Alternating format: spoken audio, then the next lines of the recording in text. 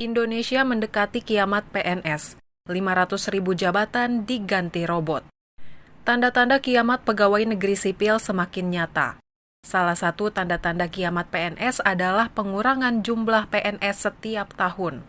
Pemerintah sengaja membiarkan kiamat PNS karena pada saat pensiun, mereka dianggap sebagai beban negara. Negara harus mengeluarkan anggaran puluhan triliun rupiah untuk menggaji pensiunan PNS setiap tahun.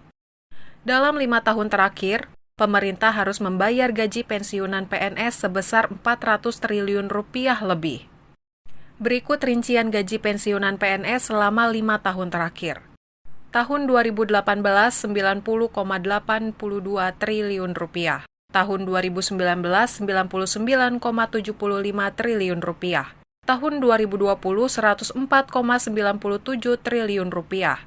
Tahun 2021, 112,29 triliun rupiah. Dan tahun 2022, 119 triliun rupiah. Tahun 2022 ini diperkirakan pemerintah akan membiayai gaji pensiunan PNS senilai 119 triliun rupiah. Dan kita kan belum sampai akhir tahun, ucap Dirjen Anggaran Kementerian Keuangan Isa Rahmatarwata di Jakarta. Salah satu kebijakan pemerintah untuk membuat kiamat PNS adalah merekrut pegawai pemerintah dengan perjanjian kerja atau P3K. Inilah 5 tanda kiamat PNS. Pertama, PNS diganti robot. Pemerintah menetapkan digitalisasi dalam berbagai sektor, termasuk dalam hal pelayanan administrasi pemerintahan. Seiring dengan itu, pemerintah mengurangi PNS yang pekerjanya dapat digantikan oleh teknologi atau robot. Kedua, PNS jabatan pelaksana dikurangi 500.000. Salah satu jabatan PNS yang terdampak digitalisasi adalah jabatan pelaksana. Jabatan pelaksana adalah sekelompok jabatan yang berisi fungsi dan tugas pelaksanaan kegiatan pelayanan publik, serta administrasi pemerintah dan pembangunan.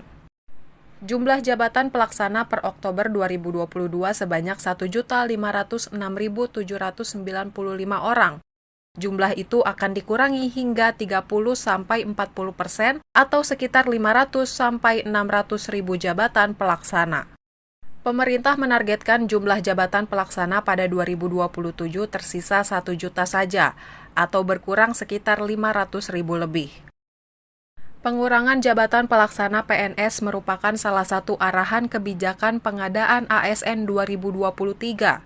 Yang disampaikan Deputi Bidang SDM Aparatur Kementerian Pendayagunaan Aparatur Negara dan Reformasi Birokrasi Alex Denny.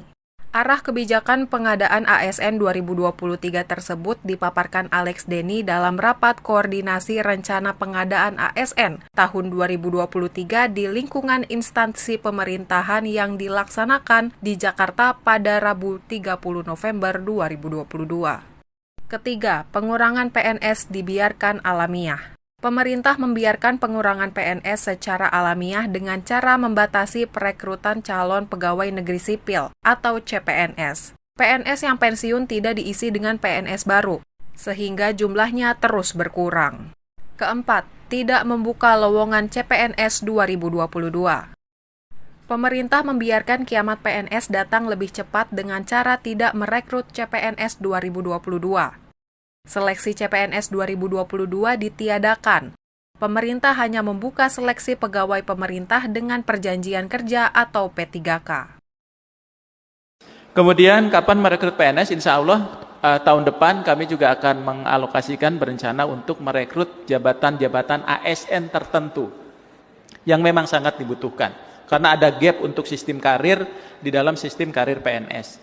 Kita butuh agen yang memang harus PNS, kita juga butuh hakim yang PNS, jaksa dan sebagainya, dan tenaga-tenaga lain barangkali yang harus kita lihat.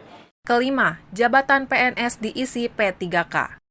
Salah satu cara membuat kiamat PNS adalah merekrut P3K sebanyak-banyaknya. Tahun ini jumlah P3K yang direkrut pemerintah sebanyak 500.000 lebih. Mereka akan mengisi jabatan PNS.